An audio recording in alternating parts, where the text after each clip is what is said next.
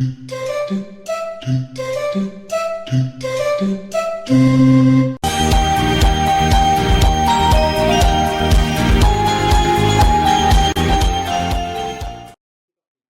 cette nuit de Noël, petit Jeannot se tourne et se retourne dans son lit. Il n'arrive pas à trouver le sommeil. En réalité, petit Jeannot, il fait ce que tous les enfants du monde font. En pleine nuit de Noël, il pense au Père Noël. Et il se retourne, il se tourne, il se retourne dans son lit, comme il tourne et il retourne les pensées, les questions qui se posent dans sa tête. Est-ce que le Père Noël a bien reçu ma lettre? Parce qu'une lettre, ça peut se perdre, hein, surtout quand il y en a beaucoup comme ça qui arrivent au même endroit. Et puis, s'il a reçu, comme je viens de dire, il y en a tellement que peut-être il n'a pas eu le temps de la lire. Et puis, s'il a eu le temps de la lire, est-ce qu'il va m'apporter tous les cadeaux que j'ai commandés? Est-ce que j'étais assez sage pour cela? Et voilà toutes les questions que petit Jeannot se pose, et il tourne et retourne dans sa tête, comme il se tourne et retourne dans son lit. Et voilà qu'à un moment, il entend comme un murmure qui vient de la salle à manger, qui est juste à côté de sa chambre.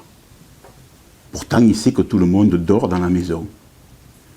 Alors petit Jeannot, doucement se lève sans faire de bruit.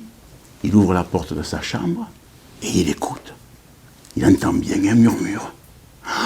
Alors brusquement, son cœur bat, il se dit pas possible, c'est peut-être le Père Noël. Et sur la pointe des pieds, il s'avance dans la direction du murmure. Non, c'est pas le Père Noël. C'est pas le Père Noël parce que c'est pas du côté de l'arbre. C'est pas du côté de l'arbre. C'est du côté de la crèche qu'arrive le murmure. Alors, il s'avance du côté de la crèche, et là, au fur et à mesure qu'il s'avance, il aperçoit comme une lueur qui brille au milieu de la crèche, une lueur qu'il ne connaît pas. Il continue à s'avancer, et lorsqu'il arrive devant la crèche que son papa et sa maman ont installée sur le buffet, comme on fait en Provence, là, sur le plateau du buffet, ils ont installé la crèche. Et là, c'est pas une lueur, c'est un vrai feu. Et autour du feu, qu'est-ce qu'il voit? Il voit le berger qui est là, et autour du berger, tous les santons qui sont rassemblés. Tous les santons ont quitté leur place et ils sont venus là, autour des bergers. Et petit Jeannot a à peine le temps de réaliser ce qu'il arrive, qu'il entend le berger qui dit « Chut, je ne veux pas parler trop fort parce que je ne veux pas réveiller le petit qui dort là-bas dans les tables. Mais il faut que je vous raconte ce qui m'est arrivé la semaine dernière. » La semaine dernière, je descendais de ma bergerie de la montagne et je me dépêchais parce que la nuit commençait à tomber et je voulais arriver à la maison avant la nuit. Quand, au détour du chemin, qu'est-ce que je vois juste en face de moi? Un grand loup noir. Je lève mon bâton pour me défendre. Mais le loup me dit « Oh berger, n'aie pas peur, je ne te veux pas de mal, c'est la trêve de Noël. » Quoi? Qu'est-ce que tu me dis? La trêve de Noël? Ah, maintenant les loups, vous faites une trêve à Noël? Oh, mais attendez, vous leur avez expliqué aux moutons là, que vous égorgez que vous faites une trêve à Noël? Et aux chèvres que vous dévorez, vous leur avez expliqué que vous faites la trêve de Noël? Ah ben tiens, puisqu'on parle des chèvres là, tu sais, Blanquette là, la chèvre de M. Seguin, celle qui s'est battue toute la nuit et qu'au matin le loup l'a mangée, vous y en avez parlé à Blanquette de la trêve de Noël? Le loup m'a regardé en silence et après il m'a dit « Ah, vous les hommes, vous êtes bien tous les mêmes. Hein. Vous les hommes, vous pouvez penser que les loups, ce ne sont que des bêtes sauvages qui sont là pour tout dévorer ce qui leur passe sous les dents. » Et qu'est-ce que tu en sais, toi, berger, de ce qui s'est passé cette nuit-là? Hein? Qu'est-ce que tu en sais? Et l'autre, là-bas, dans son moulin, quand il a écrit les lettres, qu'est-ce qu'il en sait, l'autre, là-bas, dans son moulin, de ce qui s'est passé vraiment cette nuit-là? Moi, je vais te le dire, berger, ce qui s'est passé. Cette nuit-là, c'est vrai que Blanquette, elle s'est battue courageusement toute la nuit. Courageusement toute la nuit. Et c'est vrai qu'au matin, quand les étoiles se sont éteintes une à une dans le ciel, et qu'en bas dans la vallée, là, on a entendu le coq qui chantait, eh bien c'est vrai que Blanquette, à bout de force, elle s'est allongée dans l'herbe, sa belle fourrure blanche, toute tachée de sang. Ça, c'est vrai.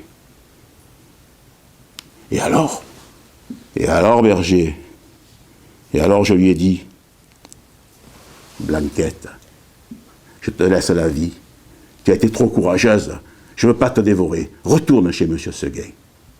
Et alors, berger, elle m'a répondu, je ne veux pas retourner chez M. Seguin. Je ne veux plus vivre attaché. Je préfère mourir que de vivre attaché. Et alors, berger, l'imprévisible. L'imprévisible? Oui, berger. L'imprévisible. Alors, je voulais lui demander ce que ça voulait dire, mais je n'ai pas eu le temps. Le loup, il a fait demi-tour, et il a disparu dans la forêt. Un instant, là, je l'ai suivi du regard, puis après, je l'ai perdu de vue.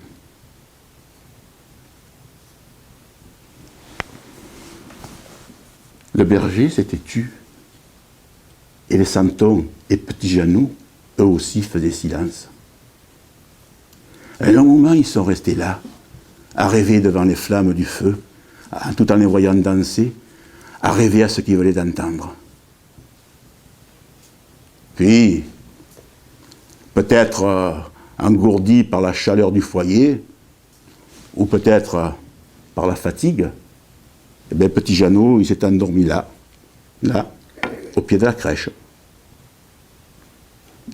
Le lendemain matin, ses parents, ils ne l'ont pas trouvé dans la chambre. Ils le voient là, en train de dormir, au pied du buffet, devant la crèche.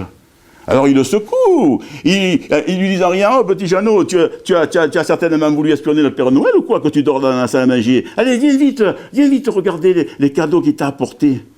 Petit Janot, il réveille un sursaut, il ne sait plus où il est. Et puis surtout,